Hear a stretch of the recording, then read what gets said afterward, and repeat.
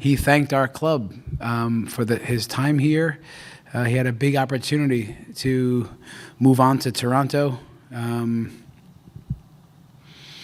this is what it means that when a player gets an opportunity for a step in some ways, and there's details probably that he knows, maybe a different situation for him. I think that he saw an opportunity for sure for him, and it's an opportunity for the club to also benefit. And this is it. I think what I asked you about the statement because plain and simple, I think the best way to put it is the Colorado Rapids are a better club for his time here, and I think that he's probably a better player in person for his time here. And we wish him well. He's such an amazing person and player, and that's that. But this happens in our sport. It happens in many sports. But it was, a big club comes in and with a big offer, probably a club record signing and a fee. But that's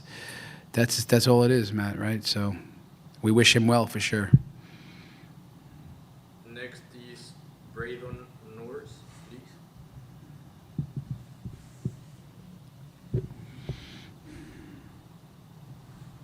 Braydon, can you hear us?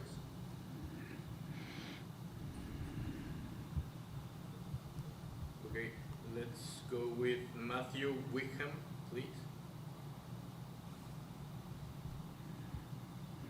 Hey, Chris. So, Talk Online, we'd spoken a bit about this before, that in the wake of Georgie, we had creative reinforcements, especially young, exciting reinforcements, and this seemed to be a Sydney Wathuta and Alex Harris coming out party.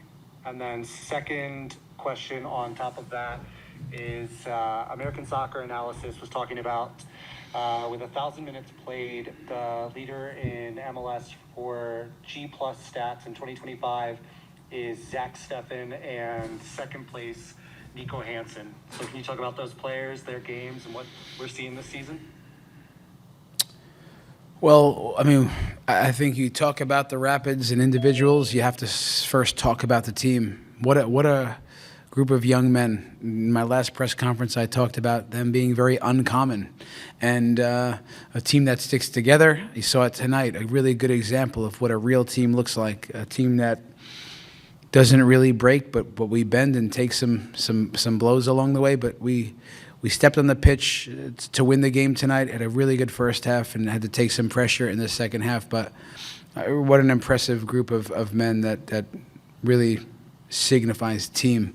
When you talk about the individuals, I think, you talk about Zach Steffen in general, what he means to our team. He's having a tremendous year. It's why he's, for me, likely to go to the next World Cup. He's a tremendous talent, and he's really showing it these days. And I think with the iron sharpening iron bit, you see that Nico Hansen has really stepped up, had a great game tonight. That was clear. We give our goalkeepers way too much work. When you talk about Sydney Wathuta, you see the value of our second team and Eric Boucher and upper management with the work they put in support of our second team, that these guys are getting the reps regularly, and we can pick up running with them. But they have to show it too. And tonight, Sydney really stepped up. I think Alex Harris as well had a big night. Only these games can give you the information that you need, whether it's too much for them or they can keep up with the speed of things and the quality, and they really takes personality. And this was great to see. When you talk about those guys, again, you can go around the horn, but maybe you talk about Noah Cobb, a kid that just turned 20 years old, played with intensity on the back line, looked like, for me, a guy beyond his years. So, those are some highlights there. And I think that gives us some really good information how we can use the roster moving forward for the remainder of the year. But I'm really proud of the group tonight. Sydney Corney, please. Chris, as Leagues Cup play finishes out here, can you give us your perspective on the team's performance overall in these Phase 1 games? And like you said, stepping up with some depth and young players getting their turn, and maybe how that shapes your opinion heading into a quick turn against Minnesota to continue MLS play on Sunday. Yeah, look, these games are just so important for us. They just such different competition, different individual player qualities that you have to deal with, different tactical situations you have to face when you play the top Mexican clubs and Mexican clubs in general. The way they can move you around, how comfortable they are on the ball. They spread the field. They can hurt you interior. They can open you up with diagonal balls, and then if you get any of that right, then you have some individual moments that you have to gain an edge, crosses, 1v1 situations. So yeah, I mean, imagine what this does for a young team or any MLS team. It does make us better, hopefully, and maybe obviously this will make us better for the final push in the playoffs. So yeah, I think that's Sydney. What this means for the young players, what it means for Reggie Cannon. So our entire roster, younger, a little bit older, and more experienced, these games are so valuable for the what's ahead in these last 9 games. Think about it, right? The next one in Minnesota.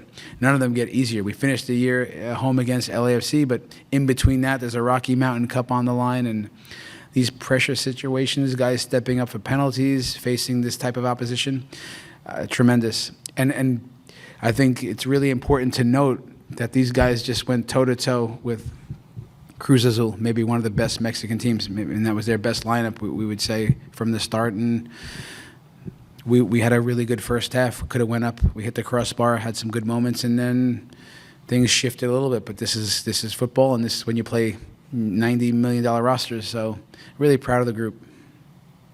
And one last question for Spencer Bolton. Hey Chris, we saw Cole Bassett take set pieces in the first half and Ollie Raz take over when Bassett was off for the second half. Is Cole the guy on set pieces going forward without Georgie, or will we see another set piece take?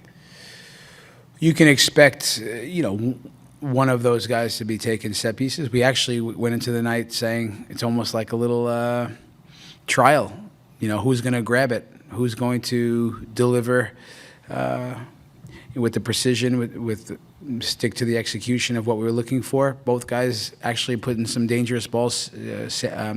Cole helps us get the goal. And, yeah, both those guys aren't the typical guys on it, but now they'll step up, and they might share their role, but we trust both of those guys. But Cole Bassett is the guy that likely to be on it. We got to think he's also good in the air to score goals, so we got to look closer at it. It's fairly fresh decision we have to look at.